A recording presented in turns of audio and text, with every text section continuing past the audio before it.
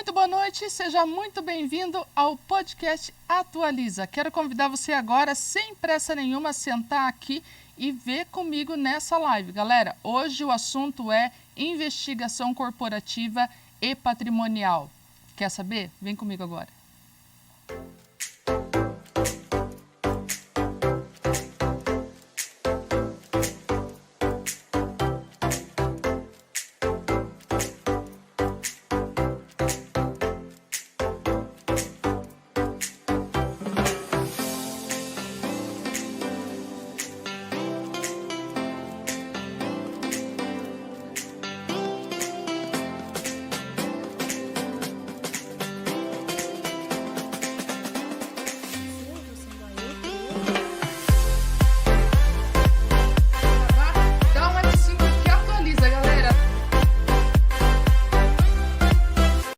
Hoje eu estou mais do que interessada em entender cada detalhe desse assunto, né? Depois de algum tempo, consegui convencer um querido amigo a estar aqui sentado comigo nessa mesa para falar um pouquinho sobre investigação. Karina, por que você quer saber sobre investigação? Porque eu sou curiosa e ele gosta de gente curiosa e ele vai explicar isso para vocês também, tá? Nós estamos falando aqui de uma pessoa que é formada em administração, que é o CEO da Forense hoje. Também trabalha com investigações, ele tem umas histórias muito bacanas para contar para vocês. Casado, com 2 filhas, né? Eu estou falando de Dionísio Borges. Seja bem-vindo, Dionísio. Obrigado, Karina, pelo convite, né? E por participar aqui do Atualiza. Tenho acompanhado há bastante tempo, enfim, né? E a oportunidade de estar aqui hoje assim, é muito especial para mim. Muito obrigado. Imagina. Dionísio, você sabe que para mim é uma honra poder receber você aqui hoje. A gente já trabalha, né, em parceria com a Forense. A gente trabalha com recrutamento com vocês hoje, né? E toda vez que a gente vai fechar um recrutamento é sempre uma energia muito grande, né? Porque, e a gente vai falar sobre isso também aqui, porque compor uma equipe de investigação, basicamente, não é fácil. Não, é super complexa. Até porque, assim, é uma profissão... eu estou há 25 anos, né? Comecei isso lá atrás, né? Depois eu falo um pouco sobre como eu ingressei nessa atividade, por favor, né? Pode entrar já nesse item. Mas é uma profissão relativamente nova, né? Se você vê, né? Se você chegasse em casa e falasse que você, né, na década de 60, 70, que era artista, as pessoas tinham uma visão do que era ser um artista. E se fosse mulher, pior ainda, né? A investigação também ela teve essa mudança, né? Então, assim, você tinha no início muito pautada a ex-policiais, a policiais propriamente dito fazendo as investigações. E as investigações corporativas ela veio crescendo ao longo dos anos. Então é uma profissão relativamente nova, né? Mas muito desafiadora, muito interessante, na qual eu me apaixonei, né? E buscar profissionais para exercer essa atividade, o que a gente procura daqueles que não têm experiência, né? O mercado hoje já tem pessoas com experiência, né? Mas que é curioso, né? Que gosta de analisar, gosta de se aprofundar nos assuntos, não vai na primeira página do Google, consegue ir um pouco mais além, né? Para poder olhar, porque... A informação micro-ondas, né? Pim! Já entrou lá, já finalizou, né? Isso. E aí você tem, dentro da investigação, às vezes está no rodapé do rodapé. Concordo. Então, assim, o resultado de uma investigação propriamente dito, né? Então, é nesse aspecto. E ao longo dos anos eu tive vários desafios, né? Eu comecei nessa atividade, fui sócio de uma consultoria aqui local, de Curitiba, durante mais de 10 anos. Em 2014, a gente foi incorporado por uma empresa multinacional na área, né, a Ernst Young, que é uma das 4 maiores consultorias do mundo na área de auditoria, mas também tem áreas de fraude e de consultoria propriamente dito, né? E aí eu me vi dentro de uma multinacional, que é uma coisa completamente diferente, Total. Cultura diferente, Total. Situações diferentes, né? Regras diferentes, né? E aí, final de 2016, quando eu encerro o meu ciclo com a Ernst, eu me vejo na necessidade de tomar uma decisão de carreira, né? Eu acho que é importante pontuar essa questão em 2017, porque em 2017... Foi uma transição de carreira ou não chegou a ser uma transição? Assim, eu digo transição de carreira porque quando eu comecei a empreender em 2017... eu tinha duas opções. Ou eu procurava um emprego, ou eu procurava trabalho. E parece que é um conceito fácil de entender, mas não é. É completamente diferente. Né? E aí, quando eu decido, né, empreender, né, e me arriscar para quebrar, porque todo empreendedor ele assume risco. Concordo. Né? A gente talvez, né, pelo menos eu falo da minha experiência que eu tenho agora, de assumir risco um pouco mais do que as pessoas normalmente fazem. Né? As pessoas gostam de ter as coisas no lugar, computador certinho, né, o microfone no lugar certo. O risco do todo a gente assume todo dia, né? Tem os maiores. Mas o risco de você conduzir uma empresa, né, dentro de um CNPJ não é um negócio simples. Eu concordo. Não. Então, eu falei assim, eu vou me dar a oportunidade de quebrar. Eu tinha 40 anos, né, já tinha passado por, né, consultorias, enfim, relacionamento do mercado, conheci o mercado como um todo, e resolvi apostar nessa questão. E como é que começa isso tudo? Eu começo a conversar com os meus amigos, com os clientes que eu tenho na minha rede de relacionamento, as pessoas que são mais próximas. Foi assim que nasceu a Iforense. Foi assim que nasce a Iforense. Né? Pesquisou a vida dos amigos? Ligando para amigo, falou, pô, tô assim, né? E tem uma passagem, Karina, eu acredito muito em energia. Eu acho que a energia, ela é fundamental na vida das pessoas. Então você tem que acordar com uma energia boa. Concordo.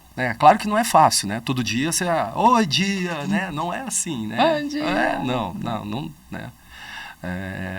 Mas eu acredito demais nisso. Então, quando eu saí da Ernest, eu fiquei 2 dias basicamente dentro de casa, sem ainda digerindo, né? Entendendo, né? Na época, as minhas filhas, a mais nova tem 10 anos e a mais velha tem 15. Nós estamos falando de 6 anos atrás. Então, a mais nova tinha 4. Nossa. E a mais velha tinha 9. Né?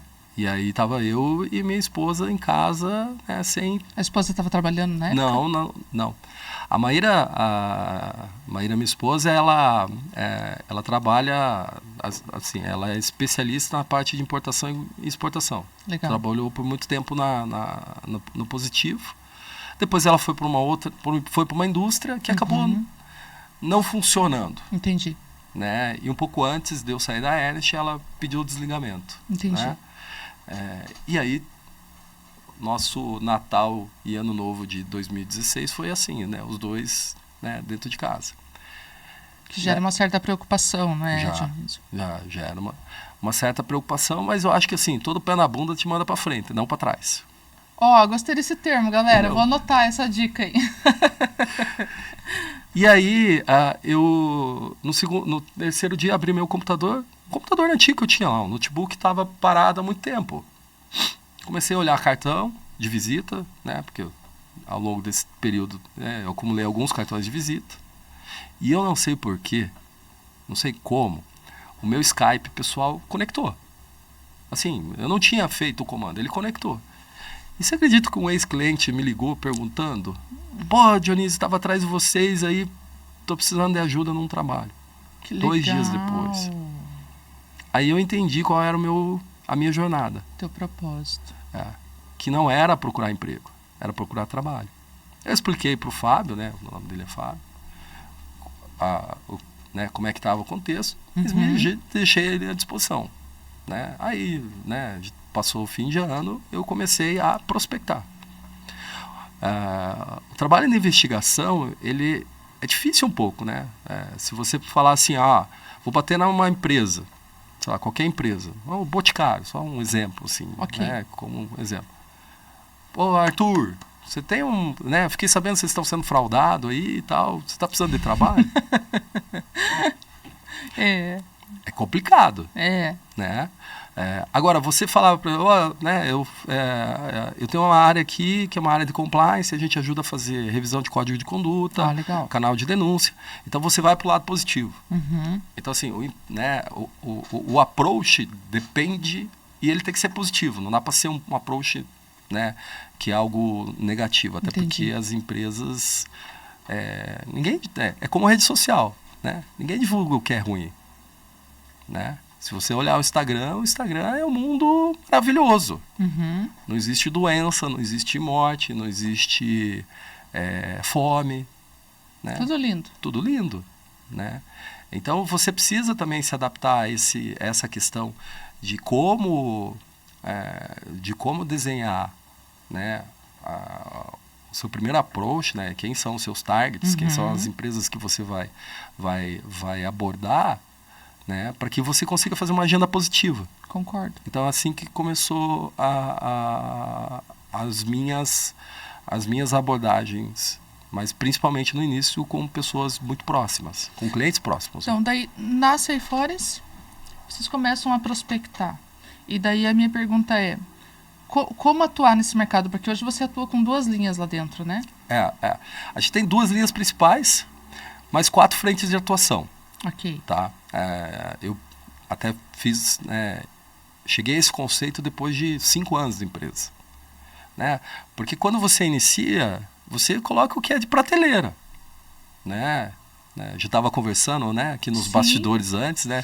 Quando você vai abrir uma panificadora, a primeira coisa que você vai colocar na panificadora é pão francês. Porque todo mundo vai dentro de uma panificadora procurar pão francês.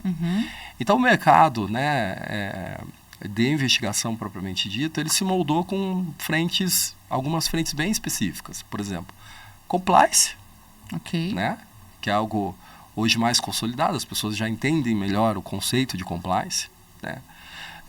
Você tem a área de tecnologia, que é uma área de discovery, que é de coleta e preservação de dados, porque onde estão as informações hoje?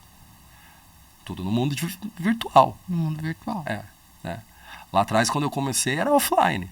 Então eu ia no cartório fazer pesquisa. Na junta comercial. Na junta comercial. E hoje está tudo tão na mão, né, Dionísio? Hoje é na mão, né? Fazer pesquisa no Google te ajuda a fazer muitas coisas, né? E além de inteligência artificial agora. Concordo. Né? ChatGPT, enfim, né? E outras ferramentas que vêm sendo construídas e que têm ajudado demais, né? A você evoluir na questão, né? Principalmente no processo de coleta de dados, né? Porque eu acho que a inteligência ainda, o ser humano, a máquina, ela te ajuda a te dar um caminho. Mas o homem precisa estar... É da gente, né? É particular. Isso. E aí a terceira área, que é a área da investigação, propriamente dito, porque é onde eu me criei. Né? Se eu falar em DNA, é investigação. E aí, né, você me apresentou como administrador, eu sou administrador de formação. Né? Depois fiz uma pós também em planejamento e gerenciamento estratégico pela PUC. Mas quando me perguntam, eu brinco, né, como era antigamente. Assim, o pessoal, qual é a sua profissão? Eu falo, eu sou prático. Acho que de tanto investigar eu aprendi. Concordo. Eu acho que uma boa parte disso, né? Porque concordo. Depois as literaturas, né, para investigação, ela vem sendo construídas, né? Mas no Brasil... A investigação já mudou muito, né? Mudou. E ela vai mudar muito. Antigamente, o conceito que se tinha de investigação, quando você falava assim, ó, vou contratar um investigador, todo mundo pensava, traição, família, já era o primeiro tópico, né, da lista. Sim. E também tinha o furto. Sim, também. Que não era a fraude, era o furto. Eu corri muito atrás de pessoas de TI que desviavam toner de impressora. Né? Que o cara tirava da empresa e vendia aqui na Praça Osório. Mas quanto custava um toner de uma impressora em 2000? Né? Se fosse fazer uma analogia hoje, custava, sei lá, 3, 4 mil reais. Então, se o cara desviasse 10, nós estamos falando de 30 mil reais. Né? Claro que hoje em dia o toner ele caiu um pouco de desuso porque a gente imprime muito pouco material. Sim. Né? Ainda é custoso, mas não, né? Então, e aí a traição, né? Ou o marido traindo a mulher traindo o marido. Tirava foto lá de início. Como é que era isso? Conta pra nós. Meus amigos, assim, quando eu vim pra cá, né, na minha época de solteiro, eu brinco, na minha época de carreira solo, né? Que eu era sozinho aqui e tal. Eles chamavam de homem arbusto, né? Que tinha que ficar escondido atrás da moita pra ver o que estava acontecendo.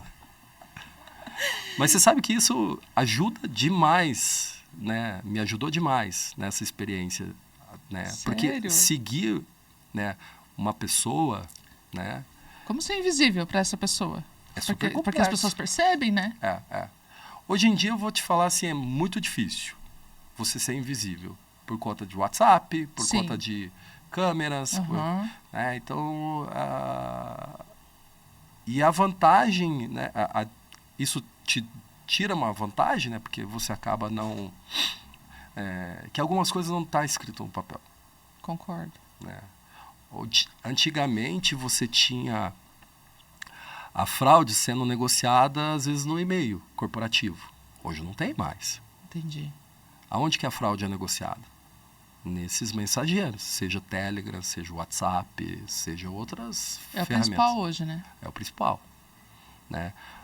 Às vezes dentro... Você já viu alguma coisa assim, inusitada assim, para fraude? Uma coisa que você não tinha visto ainda, assim, uma coisa inteligente, diferente das plataformas de conversa, ou alguma coisa nesse sentido? Veja, a própria Lava Jato tinha isso, né? Por exemplo, né? Eu até não ia entrar nesse assunto, mas... Eu atuei um pouco na Lava Jato, né? Atuei durante 2 anos lá. Eu liderava a frente de background check pela Ernest, né?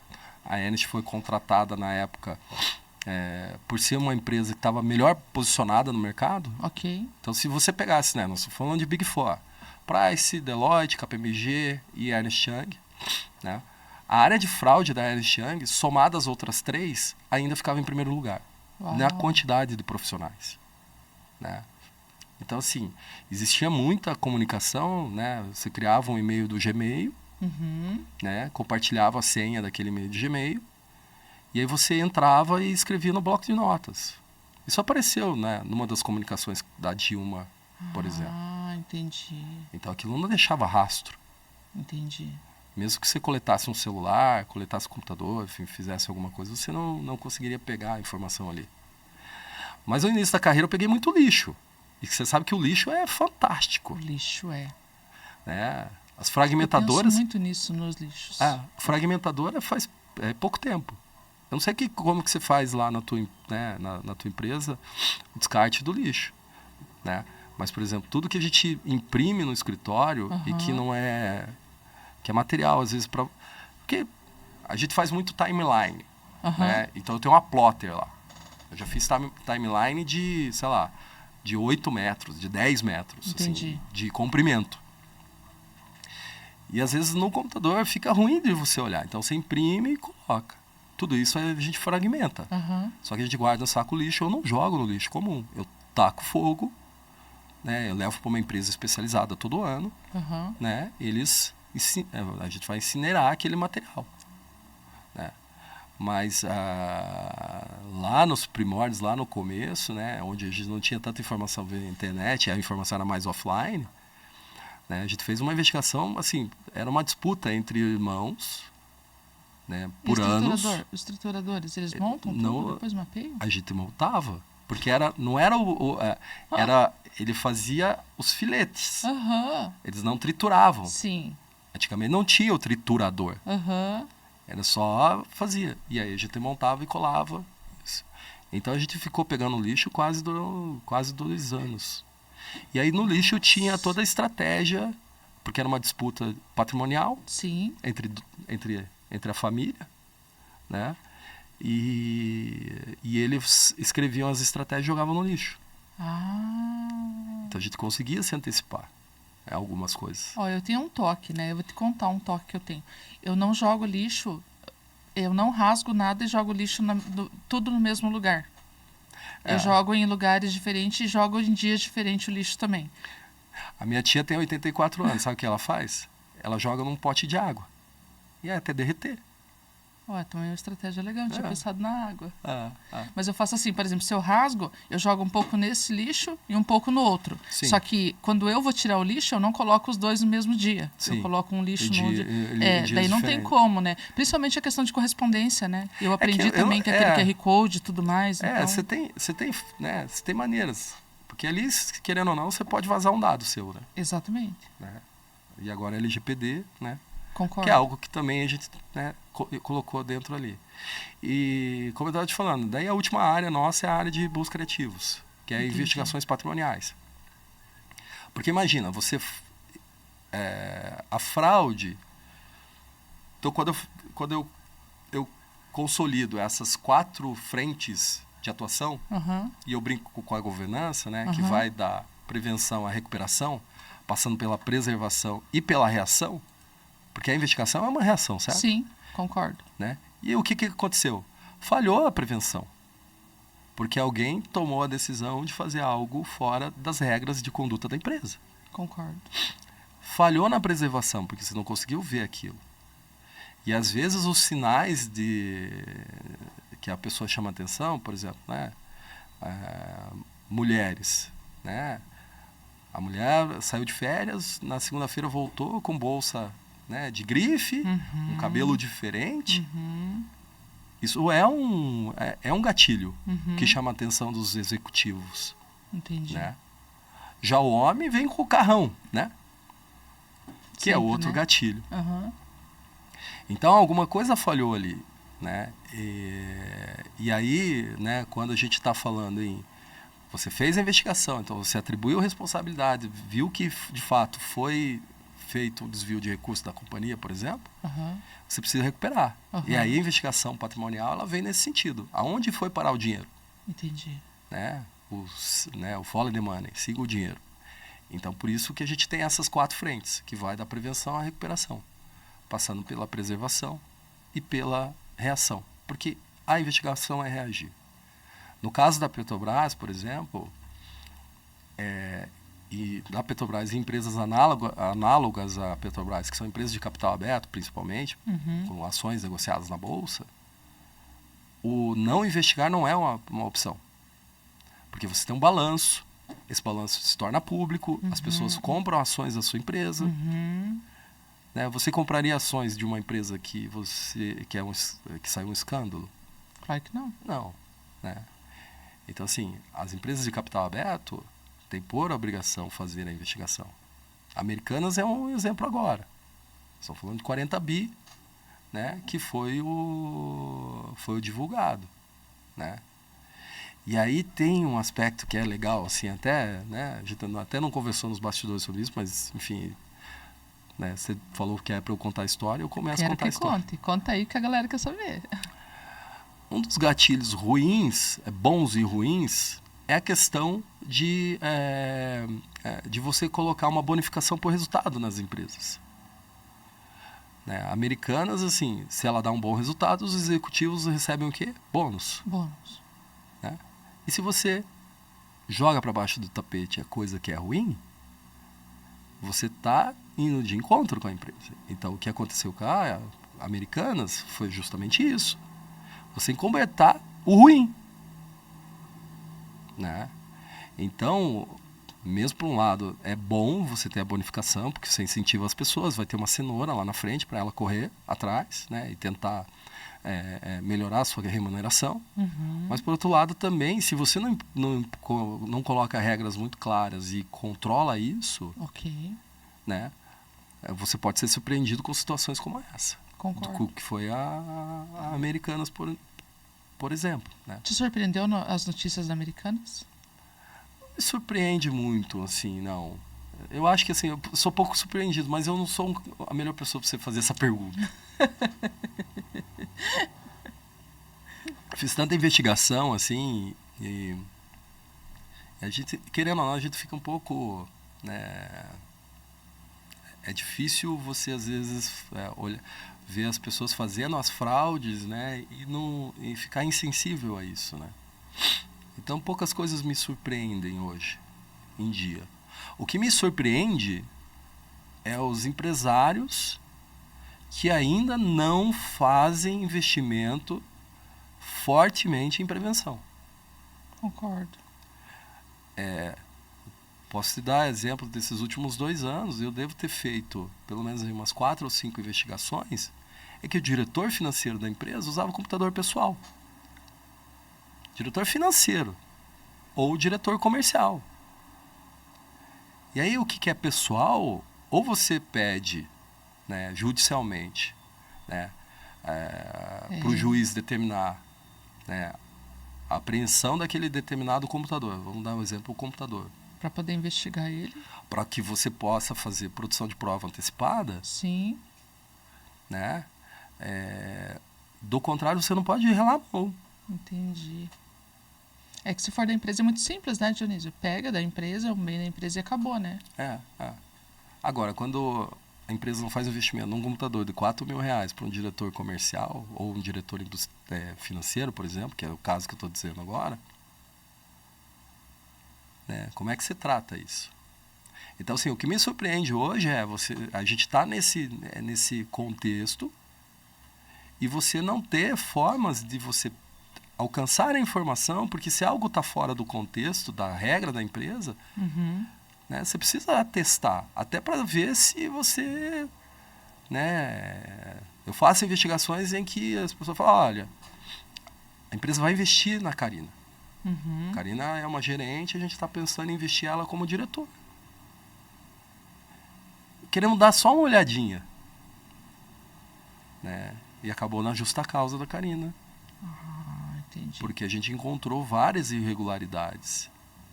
Né?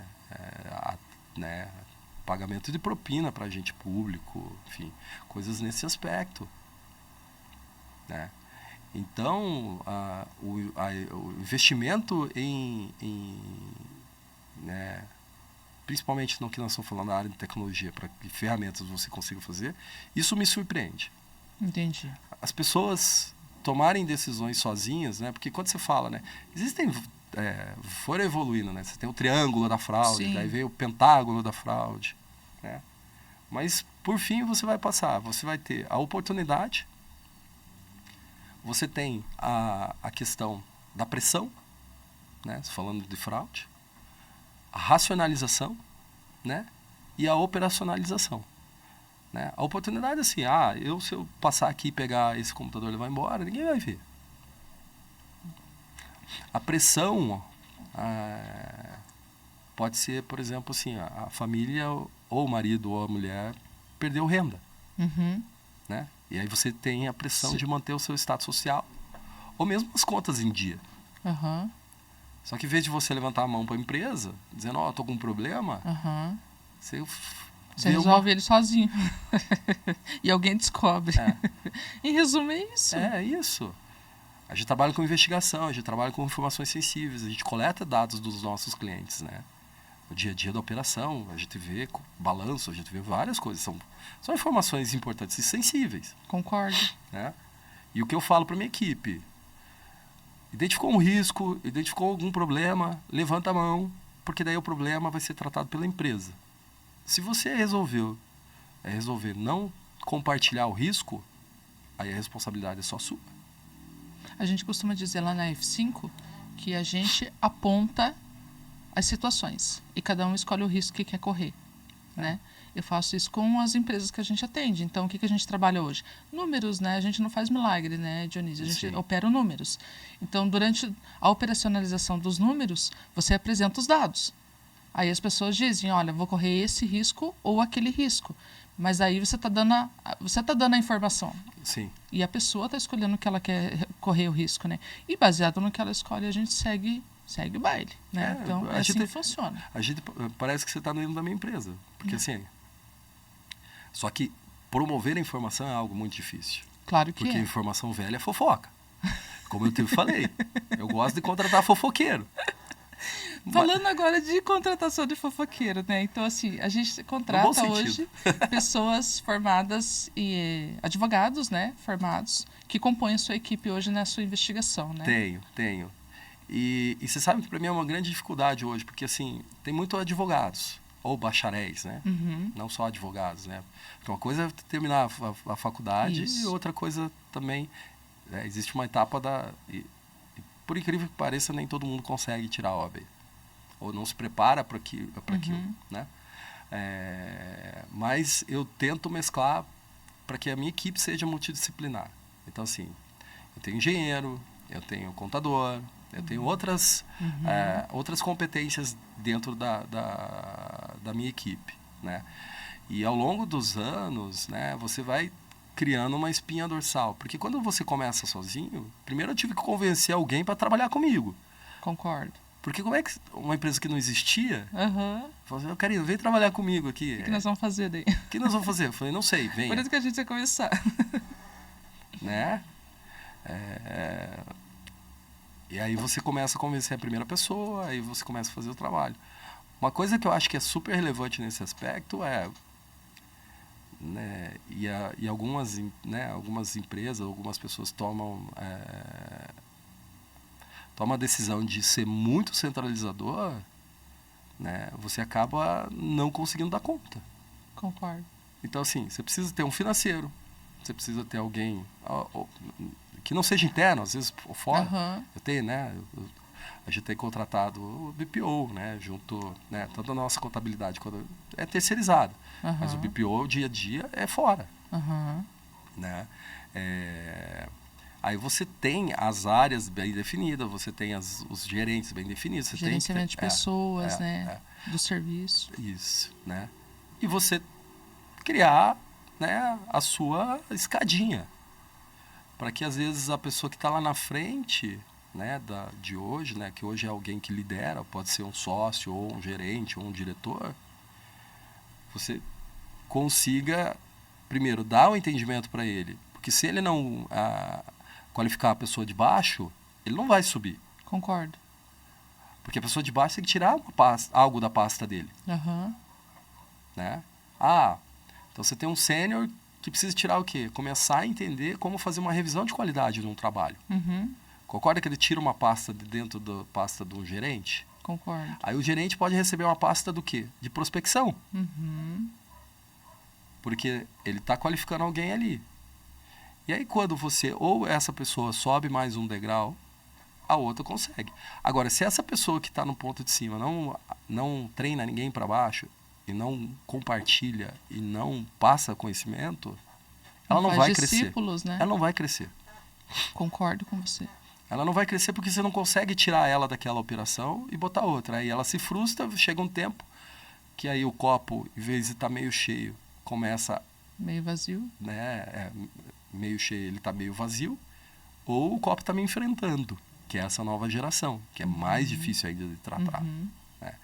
Então, né, e eu acho que assim, há 7 anos criando as frentes de serviço e criando a minha equipe. Ok. Porque no início, venha, vamos fazendo. Aí depois você tem que começar a departamentar e aí tirar. E tentar não perder a cultura, né? Se for no meu escritório aqui em Curitiba, eu não tenho sala.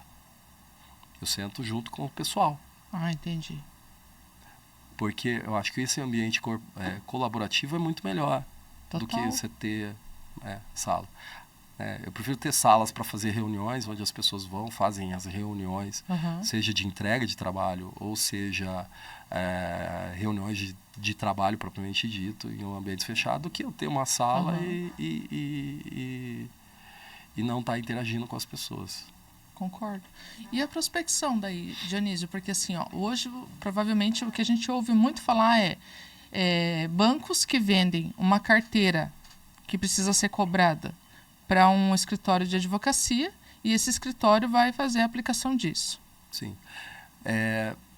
Eu quando comecei lá em 2017, né, como eu te falei, né, você precisa ter uma forma de abordagem para cada público que você vai interagir, né, ou qualquer empresa, né, que você vai interagir, né. Eu foquei muito em escritório de advocacia, porque veja, se você tiver um problema, né, você separar do seu marido, você vai procurar quem? Primeiro. O advogado.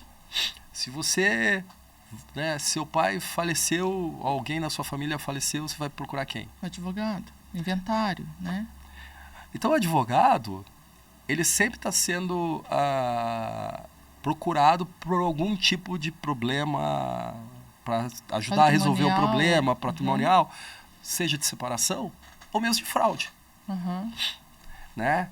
Porque uma empresa, veja, quando que você acha que vai ter uma nova investigação dentro da Petrobras do nível que foi na Lava Jato? Você já parou para pensar nisso? É quase assim, vai acontecer? Vai. Com toda certeza. Mas daqui 10, 15, 20 anos. Uma fraude dentro de uma empresa, ela é uma a cada 5, 6 anos. Uma fraude expressiva. Aham. Que eu também faço uma analogia entre a fraude, Eu furto. né, e a fraude e o furto. O furto é algo eventual. Isso vai acontecer, acontece no dia a dia das empresas, Uhum. né? Seja daquela, vamos dizer assim, aquela fraude a branda, né? Aquela que, isso não tem problema. Uhum. Que é o cara que pega um táxi e pede para colocar R$ 5 a mais no valor da corrida. É um cara que vai no restaurante e pede para colocar um pouco mais na nota para depois pedir reembolso de despesa. Uhum. Então, assim, 5% da empresa vai ser fraudado. O que você não pode deixar é ser sistêmica, como foi da Petrobras. Entendi. Ela se sistematizou, né? Então, essa fraude sistêmica, ela não é sempre que tem, né? Você tem que ir combatendo as pequenininhas para não deixar ela virar sistêmica. Por isso também as auditorias, né? Por isso as auditorias, né? E a auditoria, por si só, ela precisa passar por uma transformação e ela já está passando por uma transformação. Porque não dá para ser mais amostragem. Uhum. A auditoria ela tem que ser no universo inteiro. Você não Concordo. pode fazer amostragem. E hoje você tem ferramentas para isso. Uhum. Né? O problema ainda das auditorias é que quem contrata a auditoria é o executivo. E aí ele determina o escopo da auditoria. E às vezes está nele o problema também, né? Se a Já- gente falar das americanas, né? É. Quem contratou a auditoria. E não dá para colocar a culpa no auditor Claro que de não identificar a fraude. Aham. Porque o auditor não identifica a fraude. Não é competência dele. Aham. Né? O auditor ele vai ver se a conta certa está no lugar certo. Aham. Todos os contratos da Petrobras estavam certos. Todos tinham o mesmo fluxo. Todos tinham contrato, todos tinham aditivos, todos tinham nota fiscal. Que loucura, né? Né? Então, assim, o problema maior é esse, né? E a CVM, por exemplo, que deveria ser o órgão fiscalizador, ele não é tão atuante nesse aspecto. Uhum. Porque talvez, assim, e veja, não acho que a responsabilidade seja, por exemplo, da Price, Uhum. né?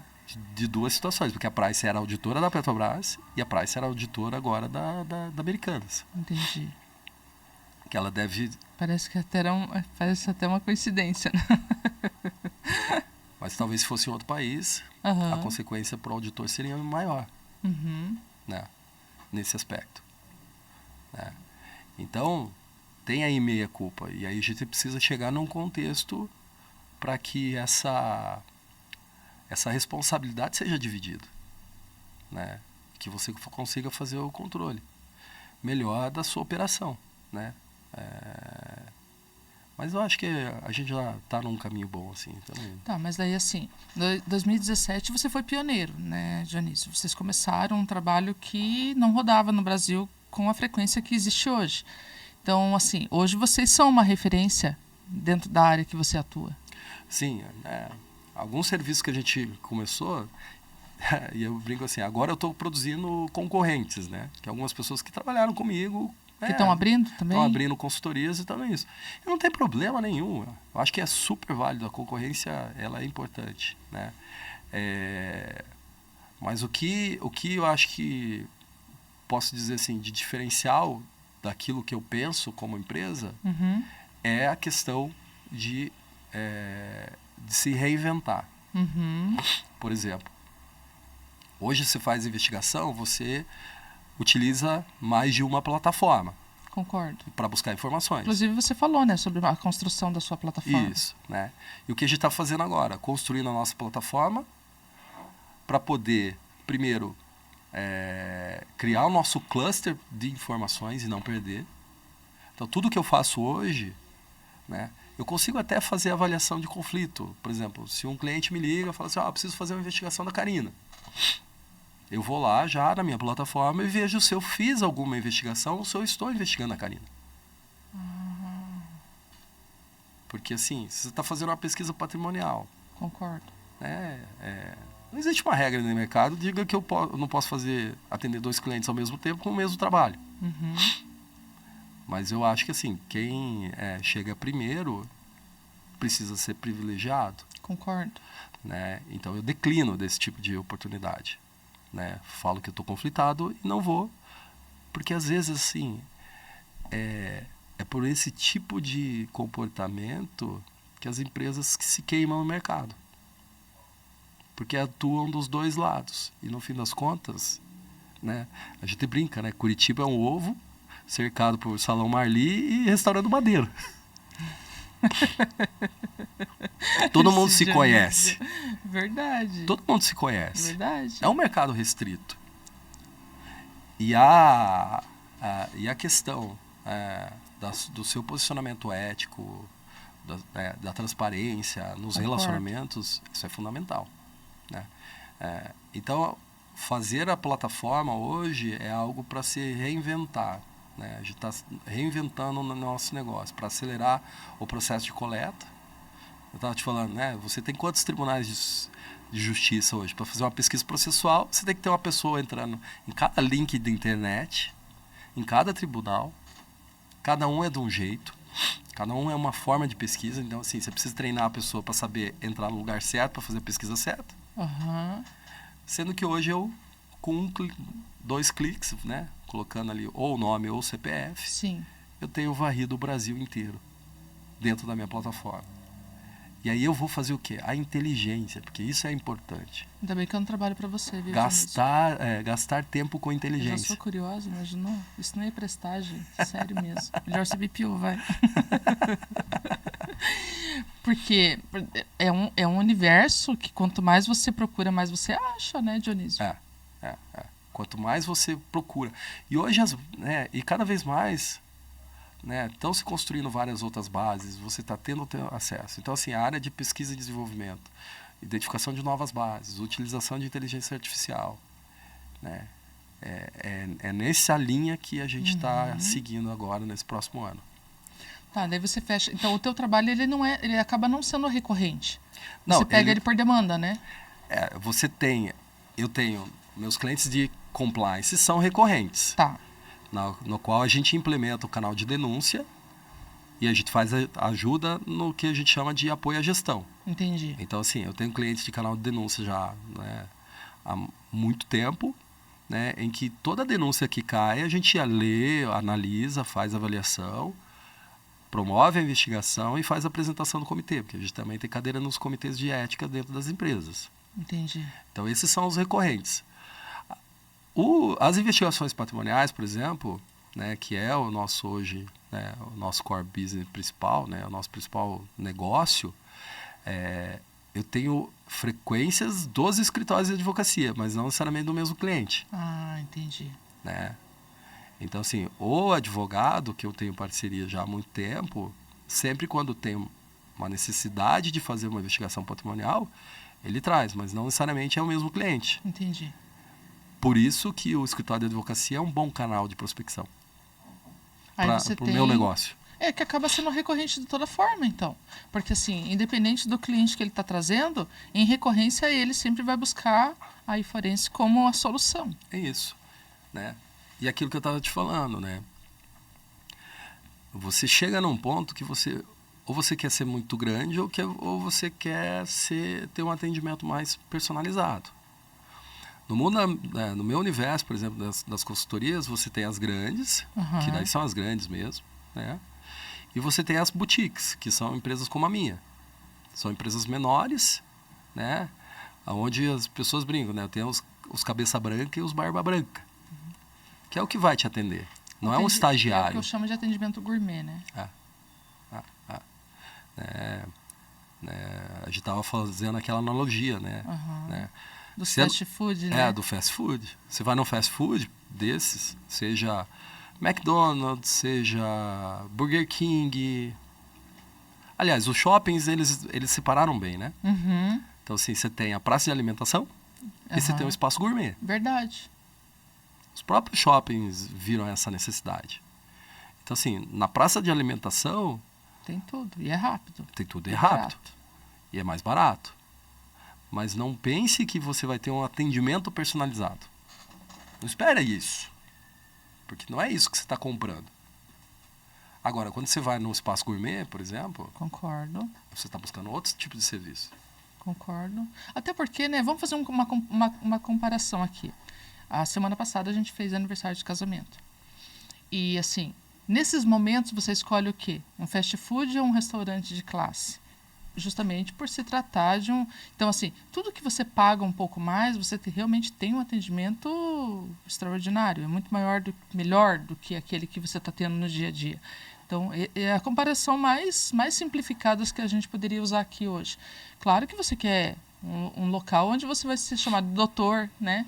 Olá, doutor, o que eu posso te ajudar hoje, né? Lá não, é bom dia, boa tarde, nem tá olhando para você e tá assim, né? É isso. O atendimento é isso.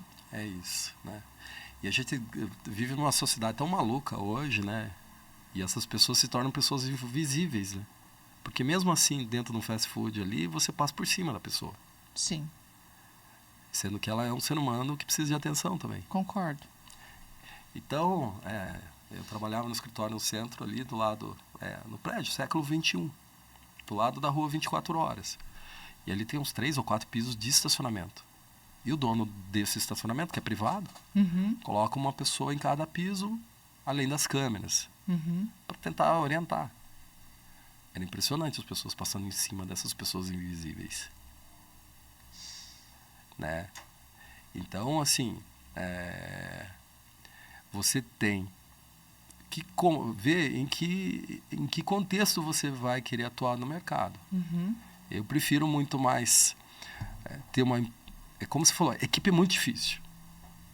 Acho que assim, o que estraga as empresas são as pessoas. Mas as pessoas são necessárias para as empresas. Não tem como. Não tem para onde recorrer. É isso aí, pronto. É isso aí, pronto. Então, assim, mesmo que você tenha uma empresa enxuta com pessoas, poucas pessoas, você já é uma comunidade, tem ali seus... Né, nem todo Eu brinco mundo... que é uma família, não tem o que fazer. São 2 famílias, a que fica em casa e a que você trabalha. E nem todo mundo acorda, né? Opa, de jeito nenhum. Dora aventureira, né? E às vezes a família que ficou em casa já deu trabalho e sobra para essa aqui, né? Então você tem essa... você tentar fazer com que as pessoas sejam motivadas e aí ter uma equipe coesa e enxuta, aí você já começa a definir o seu negócio. Concordo. Né? Eu prefiro ser uma empresa com bons clientes, mais pequena, e aí o que a gente coloca como boutique, né? Que aí, né? Do que efetivamente ser um varejo. Porque daí abre mão de qualidade. Concordo. Você tem que abrir mão de qualidade. Dionísio, eu vou entrar num outro assunto com você aqui, mas primeiro eu vou falar do nosso patrocínio. Dá tempo de você tomar uma aguinha, tomar mais um cafezinho. Pessoal, quero chamar vocês aqui agora para falar, né? Vou dar uma pausa bem rapidinho aqui, porque o assunto é super interessante. Acho que nós vamos ter que fazer uma dobradinha, vamos ter que agendar o Dionísio de novo, né? Próximo semestre. E vai ter novidade para vocês, hein, pessoal? Qual foi o caso mais complicado que você pegou? Não sei se nesse caso envolve aí a Lava Jato ou não, porque foi uma coisa bem complexa, né, e duradoura. Mas assim, qual foi aquele que você pensou assim, ó, isso aqui vai me dar trabalho? Bom, é difícil. Eu acho que toda investigação é um filho, né? Então, assim, você tem algo nesse aspecto. Mas eu acho que os casos que são mais emblemáticos são os casos que eu consegui ir até o fim. O que eu digo até o fim? Uma coisa é você fazer a investigação interna, né? Determinar a fraude, identificar que houve a fraude e você colocar a responsabilidade. Outra coisa é o juiz atestar que aquilo deu certo.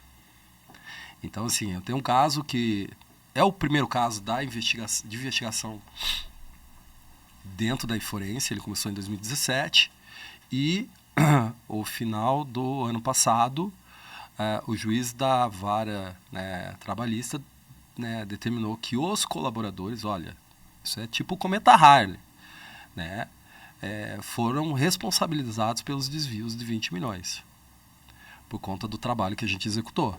Uau! Então, assim, é claro, existe um desdobramento a partir do momento que ele dá uma decisão favorável para a empresa, mas se a gente olhar historicamente para o Brasil, né, você, né, pode dizer mais do que eu até, né, que atua com recursos humanos, quantos juízes trabalhistas você já viu dar voto pró-empresa e não pró-empregado? Isso praticamente não acontece. Então, se você me falar quais são os casos que são mais emblemáticos, não é a própria investigação, é o caso que eu consegui, né, que ele fosse... Se você falar assim, ó, selo de qualidade, esse caso é um selo de qualidade. Porque a gente fez toda a parte de investigação, veja, era uma empresa que estava sendo sucedida pelos netos, então é uma empresa criada pelo avô, ele teve filhas, ninguém foi para o negócio, quem tocava o negócio eram terceiros, contratados pelo avô.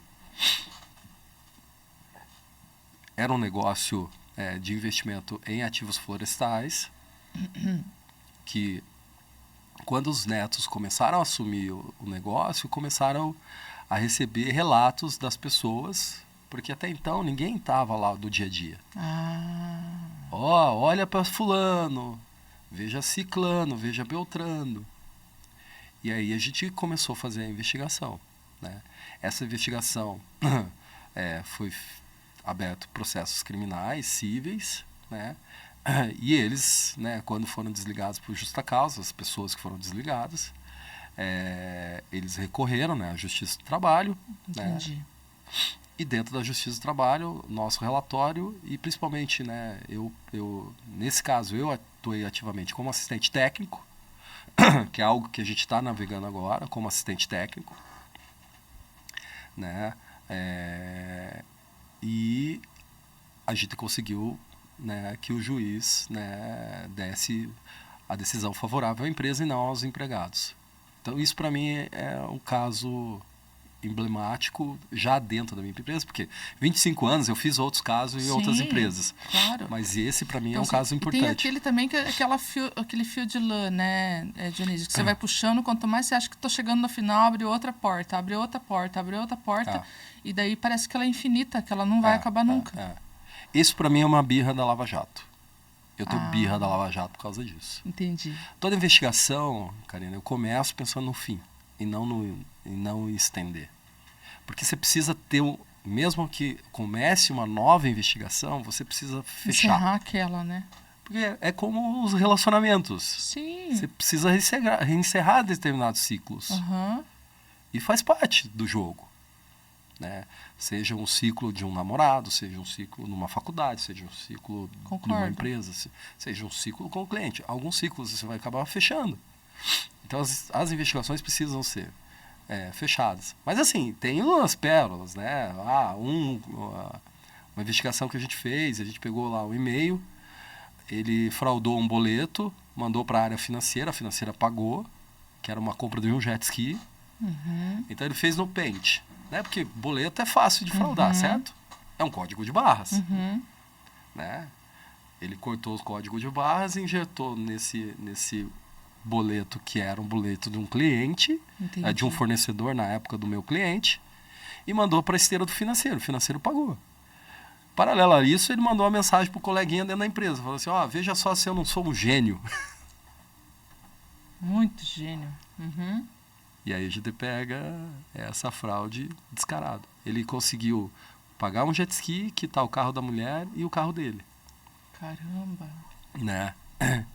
E então existem essas comunicações, né? A gente fazia canal de denúncia de uma companhia aérea. Aí a pessoa estava no Rio de Janeiro, morava em Curitiba. Isso é verídico. Isso. E ela tentou o canal de atendimento e não conseguiu. Daí ela entrou no canal de denúncia, que não é saque. Canal de denúncia, é importante dizer. Canal de denúncia não é saque.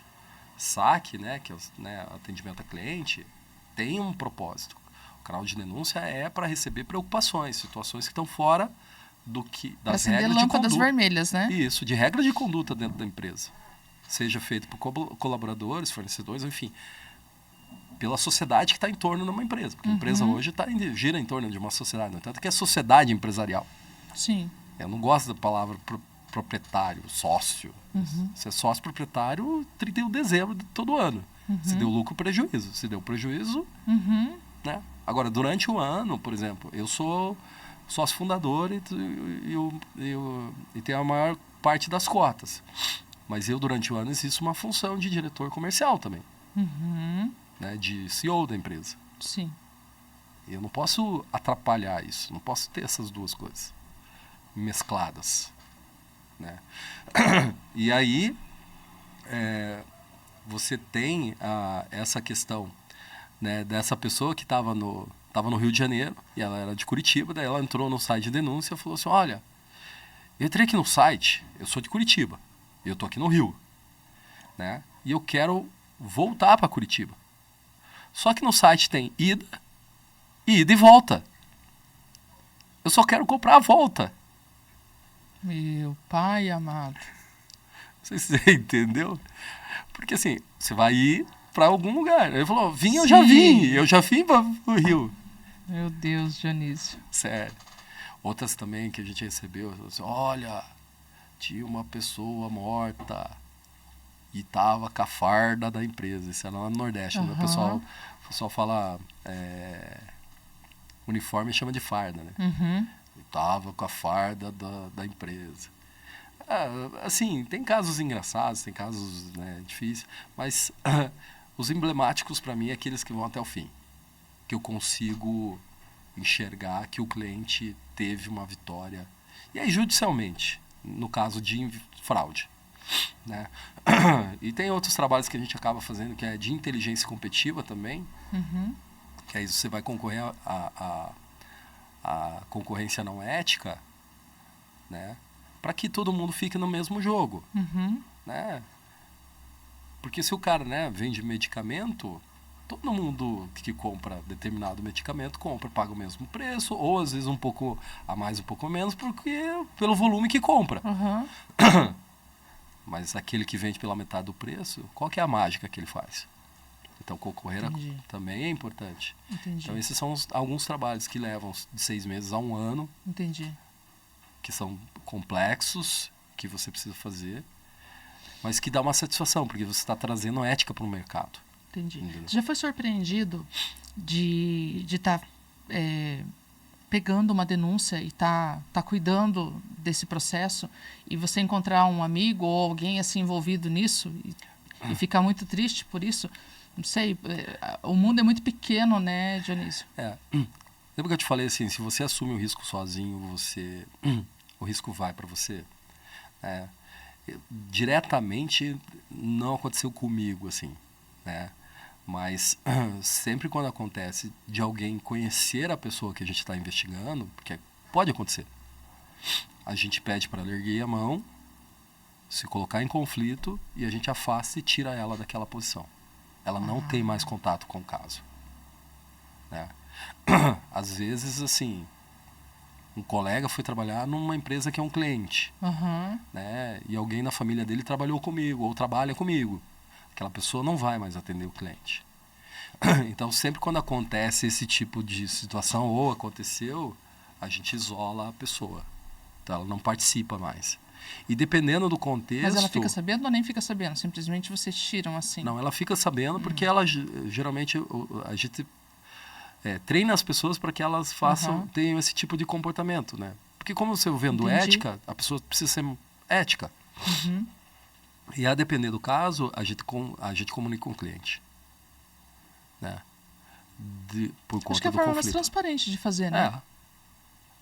Não tem por que esconder. Sabe, as pessoas às vezes vêm me perguntar, né? As pessoas trabalham comigo e falam, pô, Dio, estamos atrasados, né? Não vai dar para entregar essa semana. Eu falei, você já contou para os coleguinhas? E já falou com o cliente? Não deixa o cliente te perguntar. Concordo. Meu primo por muitos anos atuou na fast foods da vida, né? Ele gerenciou a maior loja do McDonald's aqui do Brasil, que fica no West Plaza, são 600 funcionários, numa loja do McDonald's. Depois ele foi para uma rede de churrascaria e por fim ele estava no Outback, ele era um dos proprietários do Outback. E ele fala, né? Inclusive eu encontrei com ele esses dias, E a gente tava no restaurante, eu falei assim, eu vou fazer uma coisa que você fala pra mim que é o mais feio. Levantar a mão pro garçom vir te atender. Quer dizer, eles não estão prestando atenção, é a questão do atendimento. Então, assim, se você se antecipa e, e compartilha a informação com o cliente, ele vai ficar chateado. Mas, se você tem bons argumentos, ele vai compreender. Concordo. Dentro da F5, a gente usa, no RH, usa um esquema assim. Por exemplo, você já conheceu o Neri, né? Você sabe quem ele é, a gente já recrutou junto. E a gente tem um acordo. Quando eu conheço o candidato, eu não entrevisto. Por uma questão óbvia, né, Dionísio? Não faz sentido nenhum. Eu já conheço essa pessoa. Só que daí a probabilidade de eu colocar emoção em cima do que eu estou escrevendo sobre o detalhamento do perfil dele é muito maior do que alguém que está simplesmente recrutando. Então, quando o candidato me conhece e ele vem até a gente e fala, olha, eu quero me candidatar para essa vaga, eu já falo, então entre em contato com ele. Aí eu já chamo ele e já falo, olha, conheço o candidato, e daí eu pergunto para ele, quer um parecer meu ou não quer um parecer meu? Porque ele, tecnicamente, vai conseguir filtrar as informações e de contrapartida ele faz o mesmo. Então, as pessoas que a gente conhece, a gente não recruta. Ele recruta. E quando acontece de nós dois conhecer, a gente terceiriza esse processo só para ter um parecer terceiro, para realmente, de fato, não acontecer, tá? Porque acho que é a forma mais coerente de se fazer. Sim, a transparência é o melhor caminho. A transparência é o caminho, não tem, né, nos seus relacionamentos. Né? É claro, a gente é ser humano, a gente às vezes escorrega um pouquinho, faz, né? Sim. Mas sempre tentando acertar. Então, quando acontece esse tipo de situação, a gente tem esse tipo de comportamento. Né? E acho importante as pessoas também saberem, né? Porque a gente se pergunta coisas, né? Sobre outros. Claro. Então, não tem como saber, né? Não dá para perguntar às empresas de investigação. Claro que eles têm que ser o topo da ética, né, Dionísio? Então, em contrapartida, claro que tem que ter as condições lá dentro também para proporcionar isso para sua clientela. Sim, sim. Eu concordo. E às vezes você tem que ser duro até com o cliente. Né? Porque... né, quando você é menor, assim, não tem tanto espaço no mercado, né? Hoje, assim, eu posso dizer que a gente é uma realidade, né? Você vê aqueles convites, pois é, você vai fazer o trabalho de investigação, e como é que eu te pago? Vou fazer, não, eu emito uma nota fiscal, você deposita na minha conta, tá tudo certo. Quantas empresas começam e, assim, não começam do jeito certo? Né? As pessoas pensam que pagar imposto é coisa ruim. Eu adoro pagar imposto. Eu ouço isso todo dia, né, Dionísio? Porque eu adoro trabalho com MEI. Imposto. E quando eu comecei, eu era MEI. E eu lembro que quando eu comecei emitindo nota, as pessoas diziam, Karina, mas MEI não precisa emitir nota. Eu dizia, como que eu vou controlar a hora que eu vou ter que desenquadrar? Simples assim. E, Dionísio, assim, eu fico muito feliz em dizer isso, que com 6 meses eu desenquadrei e pronto. E a vida seguiu, porque é a regra do jogo, não é? Eu entrei no Simples Nacional, no segundo ano eu estourei o Simples Nacional, que é, aliás, que de simples não tem nada. Mas daí é uma outra discussão. Né? Eu concordo. Né? Simples... É complexo nacional. É muito... Você começa a fazer conta ali e é uma vergonha aquilo. Claro que é. Agora, né, nós somos lucro presumido, então, assim, é diferente, a gente desenquadrou. Mas a questão é olhar a coisa de uma forma negativa. Né? Se você falar assim, você aceita a carga tributária? Não. Aí uma outra discussão. Agora, pagar imposto tem que ser um negócio prazeroso. Não? Quer dizer que a sua empresa está faturando e você está rodando. Concordo. Né? É justo? Não. Também não é concordo. Justo. Não é justo. Não é justo ter que pagar, enfim, ganhar em reais e comprar tudo em dólares. Porque é tudo em dólares. Você pegar um pacote de arroz de tio João é R$35. Concordo. Eu fui dos Estados Unidos agora, estava lá $5. É isso aí. Então, assim, é um pouco nesse aspecto. Mas essa questão de transparência, ética, posicionamento, mesmo que a gente às vezes cria, né, ver cara torta, enfim, né, revirar dos olhos, mas a gente tem um papel de falar a verdade. Doa o que doer, entendeu? Verdade. Né? E às vezes, assim, e a investigação é muito cruel. Né?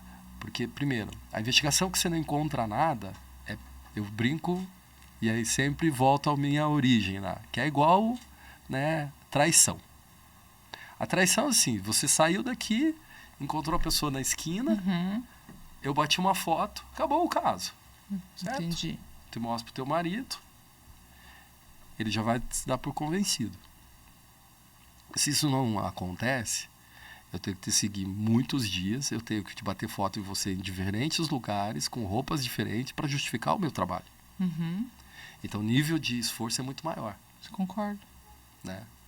E às vezes você se frustra, porque você não chega no resultado. E às vezes não tem. Né? Já aconteceu de você investigar uma empresa que a pessoa que te contratou tinha certeza que tinha um problema e você não encontrou ele? Ah, vários. Isso é comum de acontecer. Isso nem é ruim também, né? Não, Se você não encontrou, quer dizer porque... Não, a última que a gente fez agora é que, assim, e a gente pegou na comunicação.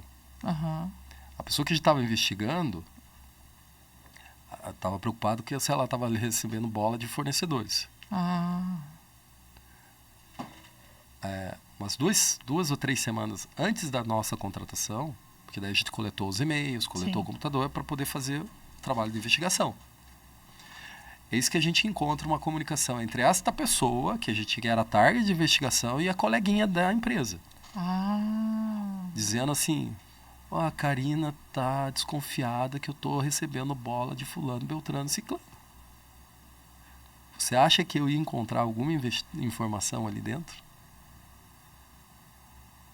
Porque a coleta foi depois desse comentário. Então, quer dizer, o cliente foi contra ele mesmo. E ele me cobrou o resultado. Caramba. Então, assim, não é fácil prestar serviço. Claro que não. Dionísio, diz uma coisa pra mim. Se você pudesse dar um conselho para aquele Dionísio que abriu aquele CNPJ em 2017 para cortar algum caminho que foi muito difícil, que conselho você daria dado? Veja, o que eu acho que não teria alguma coisa para cortar caminho. Né? Se eu for te falar assim, o que é difícil no nosso país é que a gente é, hoje ainda, criado para ser funcionário. Você não é criado para ser empreendedor. Você é criado para ser funcionário. E a dificuldade do empreendedor é descobrir as coisas. Eu concordo. O Simples Nacional é uma coisa que eu descobri. Que eu achei que era simples, e no fim não era simples. Né? E a mudança de regra no meio do caminho, por exemplo. Agora é os últimos 12 meses de faturamento, que é o acumulado, que te dá o índice de faturamento, o percentual que você vai aplicar de faturamento. Então você vai subindo as faixas, né? E vai subindo a alíquota. Isso. Ninguém te conta isso. Né? E veja, eu também acho que, assim, talvez o que eu precisava, falando um pouco nesse aspecto, ter estudado um pouco mais essas questões. Porque até para achar um contador não é fácil. Claro que não. Né? Porque se você busca um profissional como esse, né, e alguns escritórios, eu tive que sair de alguns, né, por incrível que pareça, eu acho que o Eliandro é o meu 4º ou 5º contador. A pergunta era assim, qual é o seu plano de contas? Veja, eu sou administrador, né, eu tenho uma noção, mas eu não sou... O que é um plano de contas? Né?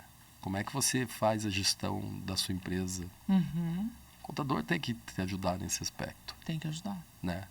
E muitas das vezes você não tem isso, assim. Né?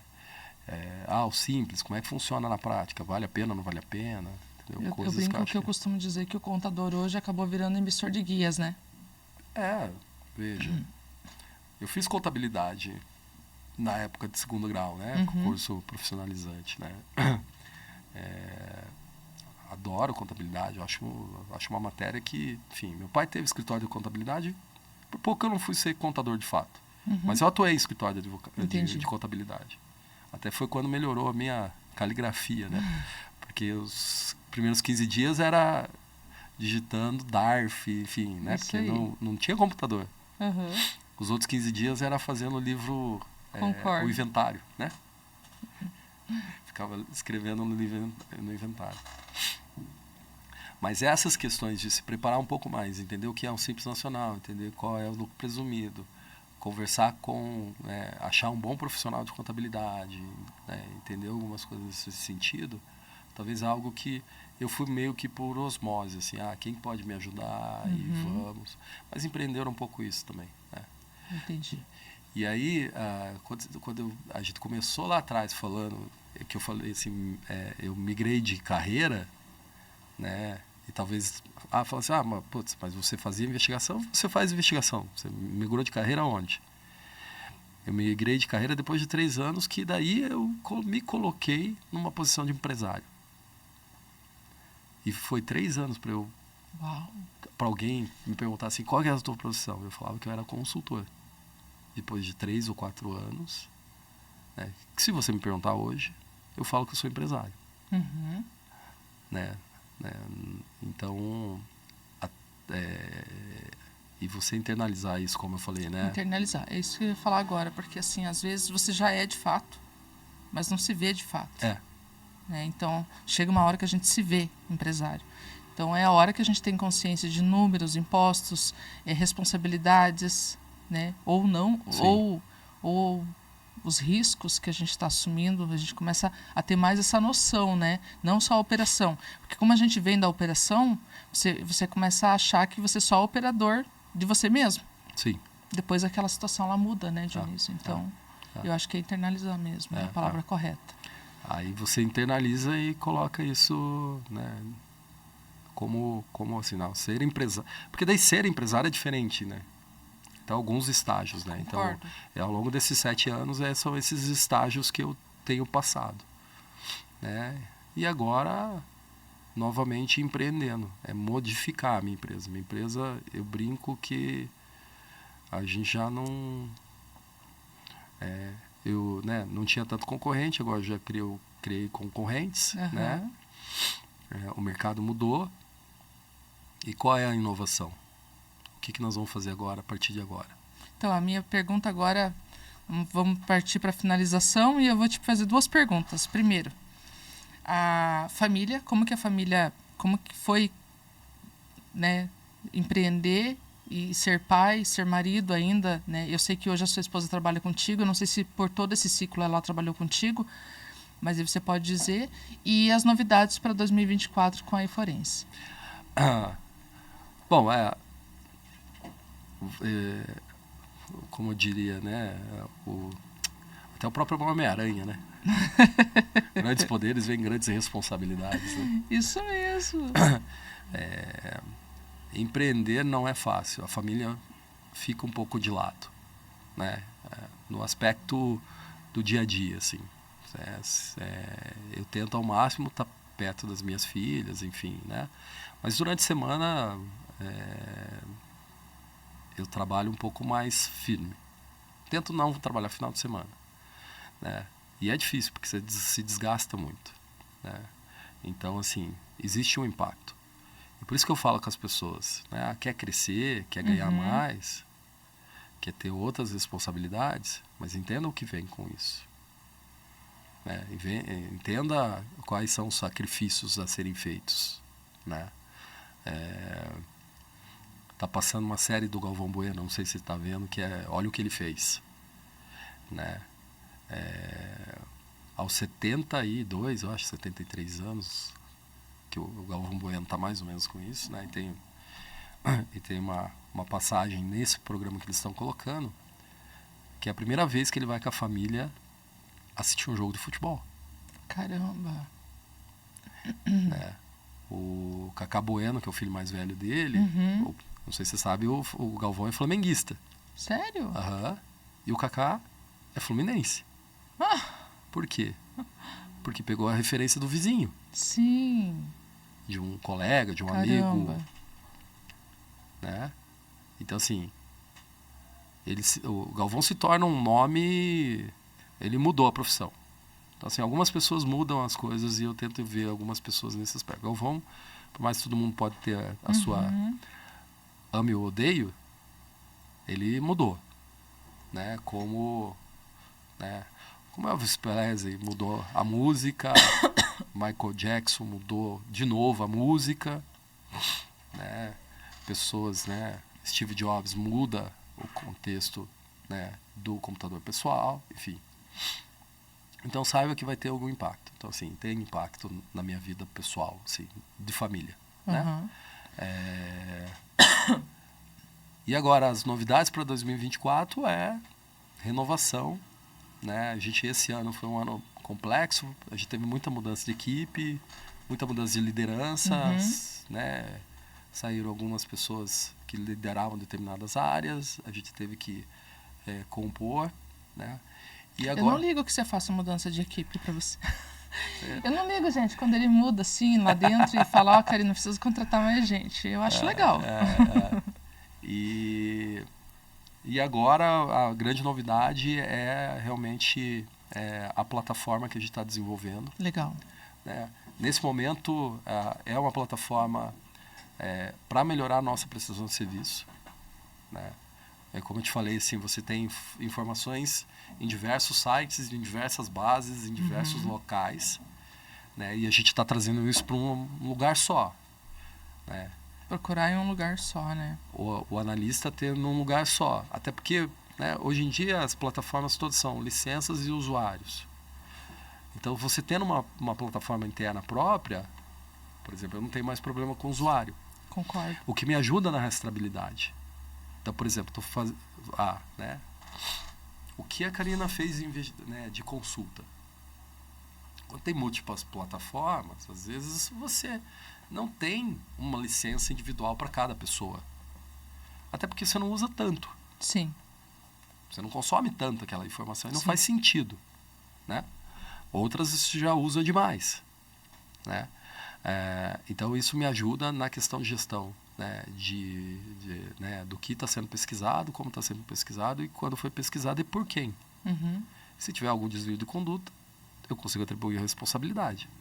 Então, isso também está mudando nesse aspecto.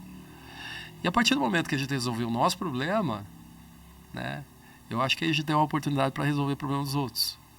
Concordo. Então, pode ser que ela se transforme numa plataforma SaaS. Legal, hein?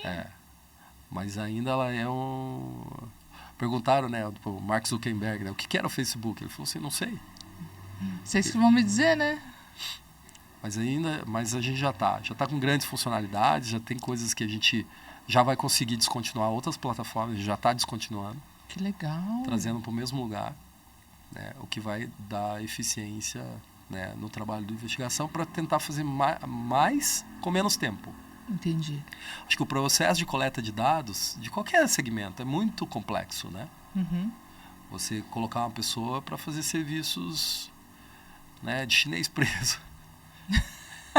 Entrar no site, copiar a informação e colocar numa planilha Excel para depois você fazer uma inteligência. É isso mesmo.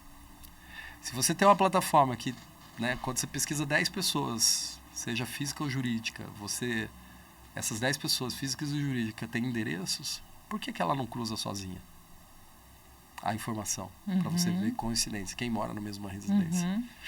Então, coisas assim que a gente tem de novidade vindo por aí. Né?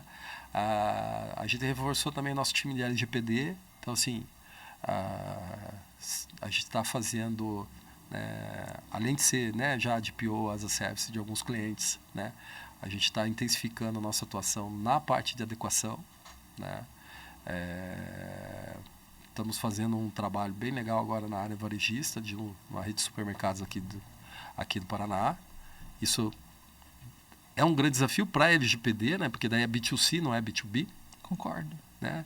LGPD para B2B, claro, tem seus desafios, é complexo, enfim, mas CNPJ para CNPJ. Agora, LGPD de CNPJ para CPF, aí é mais complexo. E além de, né, né? Você falou assim, prospecção, né? A gente agora né, vai desenvolver efetivamente uma área de prospecção ativa para outras coisas. Porque até então, né, eu acho que eu sou afortunado em alguns aspectos. Assim. A minha rede de relacionamento me trouxe até aqui. Só que ela não vai me levar mais para frente. Porque existe uma bolha de relacionamento. Eu cheguei no meu limite da bolha. E o que a gente está discutindo agora é como você empreende para estourar essa bolha. Porque se você... né, essa semana, assim, a gente vem discutindo muito sobre isso. Se você olhar a rede social... Se você olhar a rede social, hoje, por exemplo, a rede social, ela te limita. Concordo. Ela limita a tua amplitude. Porque você estabeleceu sua rede, você olha só a sua rede o dia inteiro. Claro, né, além de propaganda o dia inteiro, né? Que é forte, né? Não, é impressionante. Né? E assim, é um segmento que você tem que ir, né? Não tem jeito. Fazer propaganda do jeito que está todo mundo fazendo propaganda. Faz parte do jogo. Né? Google Ads, enfim, né? Para poder ter um alcance maior. Então, como estourar essa bolha? Né? Como sair dessa bolha? Esse é o grande desafio que a gente vai ter para 2024, para continuar fazendo com que a iForense seja, né, uma empresa, continue sendo perene, né, consiga aumentar o seu mercado de atuação, né, mas principalmente ela seja impessoal. Quando pensar em forense, não pensar em Dionísio. O que eu estou tentando fazer é que pensou em investigação, pensa em forense, não pensa em Dionísio. Você falou uma coisa legal agora, Dionísio, porque eu lembro que quando a gente foi escolher a marca, quando eu fui desenquadrar o MEI, a gente tinha que dar um nome para a empresa. Até então, né, ela era F5 Assessoria, né, mas assim, ela vai ser a F5 mesmo, né? Eu perguntei para o Roberto, né, porque o MEI vai com o teu nome. Então, assim, a nota fiscal estava lá, Karina Meguro, né? Então, o que vai ser agora? E daí ele falou, Karina, um nome digital, um nome aderente no mercado, né? E, ok, escolhemos e tem um motivo disso, né? A gente escolheu o nome, depois veio o podcast e a gente perguntou para a gente mesmo, né? Em que momento a Karina vai deixar de ser, né, o título, né, a Karina da F5, porque acaba virando isso, né? O Dionísio da iForense ou a Karina da F5 para se tornar a F5 BPO ou a iForense, né? Sabe quando que começa? Quando acaba a vaidade. E o problema maior né, Concordo. A gente cria sociedades empresariais. Né? Uma MEI não. Uma MEI é uma empresa pessoal. Uma empresa pessoal. Né? É uma microempresa, né, individual. Né? Agora, quando você faz uma limitada, né, e aí é uma sociedade empresarial, esse é o grande problema. As pessoas são donas da empresa. Sim. Não pode ter esse pensamento. Sim. E eu, inclusive, falei para ele, eu preciso contratar pessoas que elas venham com os mesmos valores que os meus, mas não para ter a característica da Karina. Para trazer esse cuidado, esse gourmet que a gente falou agora há pouco, para as pessoas do jeito que eu estou levando. Né? E é possível, Dionísio. As pessoas conseguem isso. Então, você monta um grupo que tem a mesma linha de raciocínio do seu, que age com os mesmos valores que você e que consegue atender perfeitamente as pessoas na sua ausência. Isso. Mas isso é muito difícil. Claro que você encontrar empresários que têm esse mesmo contexto. Mas senão não dá para crescer. Mas infelizmente ainda é essa a questão. Por isso que eu estou te dizendo. Eu não faço questão nenhuma de apresentar resultado da minha empresa. A não ser que eu vou falar assim, esse ano eu de fato tomei a frente para apresentar um projeto. Mas era o projeto. Né? Super complexo. Porque daí precisava um pouco de arrogância, precisava da barba branca, precisava de um skill que quem estava comigo Tem um pouco, mas não no nível necessário daquele ambiente. Tinha que ser um tubarão. Ah. É, isso aí. Então, assim, e é esses casos que eu tô colocando energia, né? Para que as pessoas que estão abaixo de mim sejam reconhecidas, por exemplo. Né? Uhum. A Lana, minha gerente de investigação, né? Casos menores, né? O Renan também, meu gerente de Discovery, a Emanuele, a nossa gerente de busca de ativos. São essas pessoas que eu quero que sejam referências. Uhum. Né? Que os clientes buscam ela. Para eu buscar outras coisas, para eu buscar empreender, para eu buscar fazer outras coisas. Concordo. Né? E, Karina, assim, o que eu tenho na minha vida hoje, né, desde a minha casa, no meu carro, para mim é o suficiente. Né? Eu cheguei a essa conclusão também, Dionísio. A vaidade de ser colocado num pedestal, né? Como se fosse, chega no restaurante, vem aqui, doutor. Uhum. Né? Ou a pessoa me chama de senhor, fala assim, senhor, como é que o senhor tá? Eu falo, não, o senhor tá, não sei, deve estar bem, eu tô bem. Né? Meu pai sempre tinha um jargão, eu acho que eu gostava muito dele, falava assim, senhor é seu pai, baixinho, careca e barrigudo. Isso. Né? Então, assim, a partir do momento que cai a vaidade, a minha vaidade caiu em 2014. Quando a gente foi para Ernst Young, eu fui num evento em Boca Raton, nos Estados Unidos, nunca tinha saído do Brasil, numa viagem internacional. Uhum. Se tem uma coisa que a Ernst faz, evento é sensacional. Assim, é um negócio fora da casinha. Então a gente estava no hotel. Aí no último dia, cansado, sabe? O congresso é cansativo. Porque daí você participa do congresso durante o dia, à noite você bebe né? Bebe com os amigos, fica até tarde. No outro dia acorda cedo. E no outro dia vai até tarde. Eu já estava, no último dia, eu falei, quer saber de uma coisa? Não quero saber de ninguém. Eu vou pro quarto, vou trancar o quarto. Dormir. E vou dormir.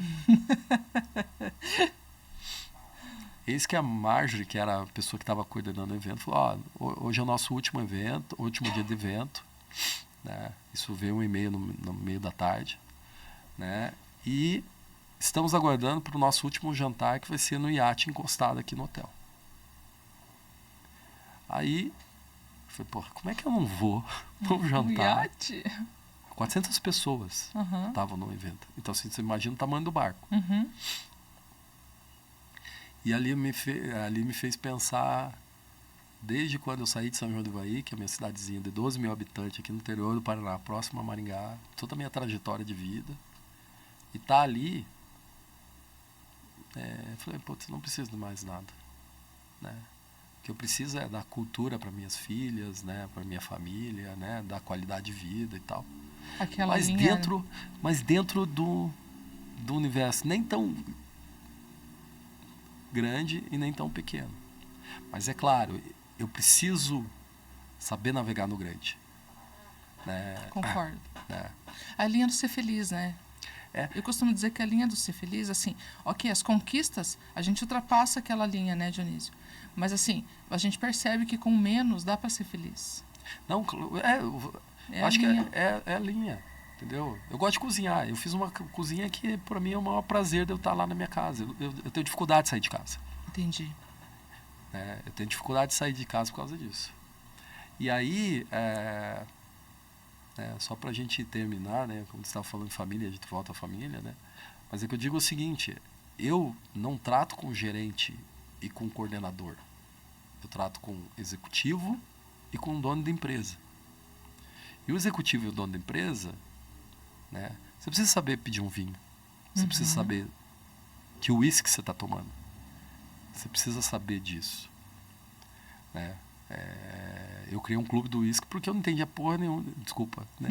Não entendia pi nenhum de uísque. Né? E acabei começando a frequentar por causa de clientes em São Paulo. Entendi. Né?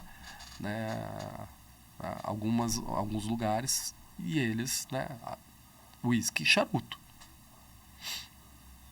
E saber o que você está tomando e comentar faz parte da preparação de um bom comercial. né?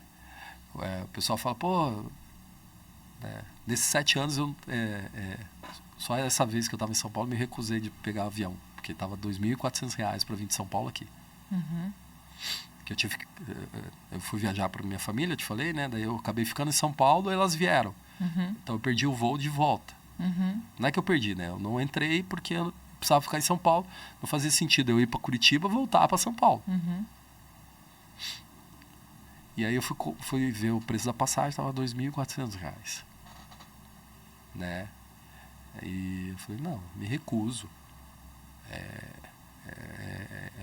É inadmissível um preço desse de passagem aérea de 45 minutos. Aí eu vim de ônibus, peguei um leito e vim de ônibus. Mas assim, o consultor, né, tem que estar com equipamento de última geração, o celular tem que ser moderno, o notebook tem que ser moderno, tem que viajar fora do Brasil, do meu universo, né, daquilo que eu vi. Porque querendo ou não, também você cria um personagem, né? E esse personagem precisa existir para você poder navegar. Sim. E na hora do almoço o pessoal tá falando do que é a Disney, do que é a Europa, do que é aquilo. Então assim, não dizendo que todo mundo tá dentro do meu universo que vai ser isso. Mas dentro daquilo que você está fazendo, dentro daquele segmento de negócio, entenda qual é aonde você vai circular para se preparar para aquilo. O que eu estou dizendo é preparação. Né? Para vir uma pergunta e você ter como responder ou ter essa referência.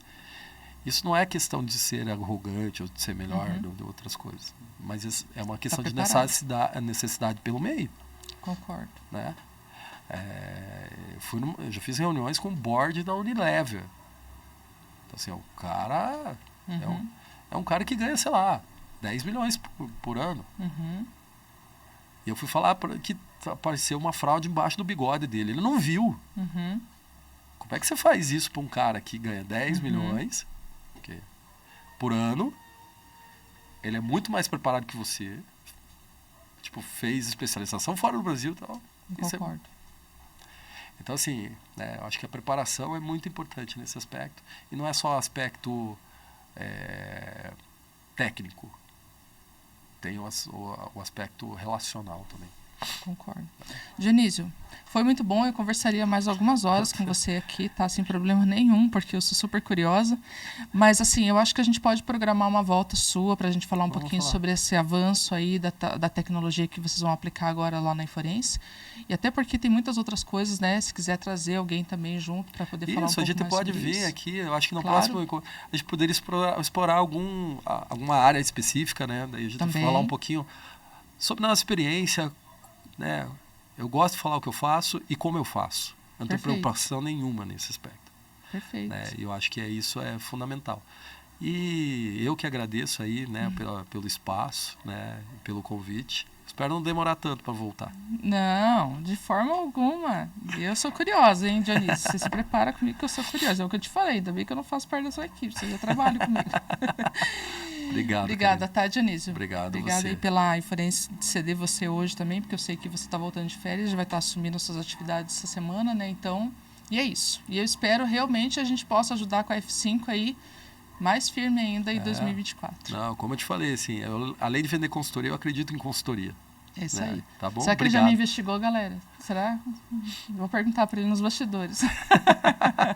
Não tem nada para esconder, vai, tá tudo certo. Senão ele tinha fechado contrato comigo, né? Mas você sabe, assim, né? Conheça seu fornecedor, conheça seu cliente, né? É algo que é boa prática hoje de compliance. Claro, com toda certeza. Essa semana eu recebi uma abordagem que não veio por indicação. E assim, enquanto eu estava no telefone, Dionísio, eu já entrei, reclamei aqui, já entrei em alguns lugares, já fiz algumas pesquisas básicas e vi que estava tudo certo e já agendei até nesse período eu já agendei. Então eu fiz 3 pesquisas enquanto eu estava falando com ele no telefone, né? Acho que é o básico que a gente tem que usar, né? Olha, cuidado que eu roubo você lá da F5. Viu? Quando você começa a trabalhar com o Dionísio, você começa a pesquisar a vida das pessoas. Obrigada, Dionísio. Viu? Até mais.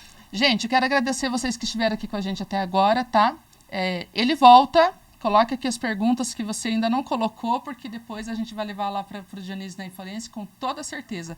E ele também vai estar disponível para poder responder vocês também, se houver alguma Ainda mais se for uma prospecção, né, Dionísio? Claro, claro. Estamos aí para isso, né, galera? Não dá para não vender o jabá, né? Isso mesmo. Se você não é inscrito, entra aqui, se inscreve nesse sininho para você ter mais informações e compartilha esse vídeo porque vai ajudar quem está no mercado e ajuda a gente aqui também. E é para isso que a gente tem o podcast Atualiza, tá bom? Não esquece, galera, se aconteceu algum problema na sua empresa e por algum motivo travou, dá um F5 que atualiza. Até a próxima. Tchau, tchau.